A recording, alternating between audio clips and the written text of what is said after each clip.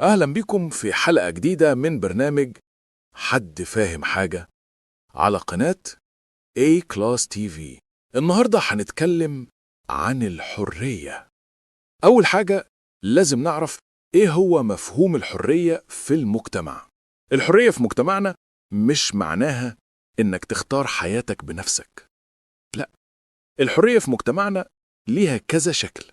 يعني مثلا في ناس بتاخد قراراتها بناء على والناس هتقول إيه، يعني القرار مش قرارها.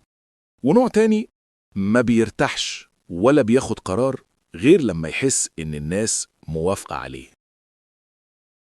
علشان كده تلاقي ناس كتير تختار حياتها على أساس رضا الناس، مش على أساس إن القرار ده صح ولا غلط. في نوع دايما حاسس إن حياته مش بإيده، وإن الناس والظروف والعادات والتقاليد هي اللي بتحركه.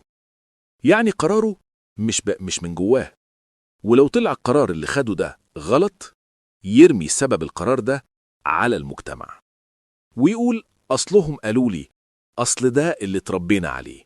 وفي نوع عايش وهو جواه على طول صراع، إنه عايز يبقى حر بس عايز يرضي الناس.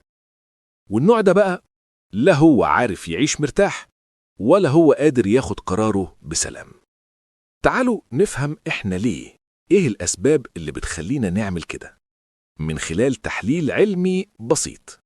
أول سبب need for security، إننا عايزين الأمان.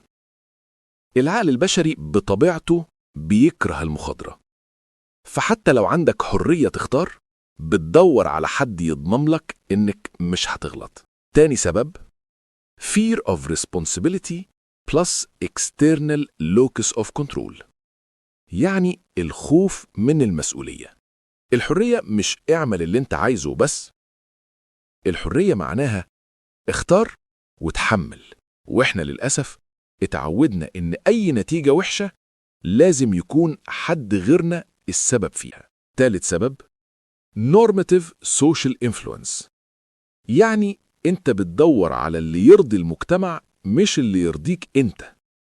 اننا ساعات بنختار اللي يرضي الناس بس، مش علشان احنا مقتنعين، فبنعيش حياتنا بريموت كنترول في ايد المجتمع. يعني من الآخر كده احنا بنخاف نختار علشان الاختيار معناه ممكن نغلط وممكن ندفع تمن، فبنرجع للقرار الجاهز اللي المجتمع بيقدمه لنا. يعني ببساطة احنا مش بنرفض الحرية، احنا بنخاف منها. احنا عندنا الحرية احيانا بتبقى زي الهدية، لازم تفتحها قدام الناس وبالطريقة اللي تعجبهم، وإلا تبقى غلط. والمشكلة الأكبر إننا بنخلط بين الحرية وبين حاجات تانية.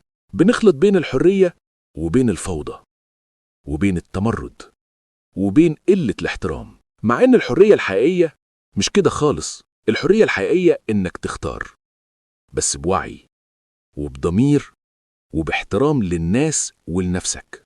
الحرية مش إنك تعمل اللي يعجبك وتكسر كل حاجة، ومش إنك تعمل اللي يرضي الناس وتكسر نفسك. الحرية يعني اختيار ومسؤولية ووعي. حد فاهم حاجة؟ لو عجبتك الحلقة اشترك في القناة واعمل لايك وشير وفعل الجرس عشان يوصلك كل جديد. سلام.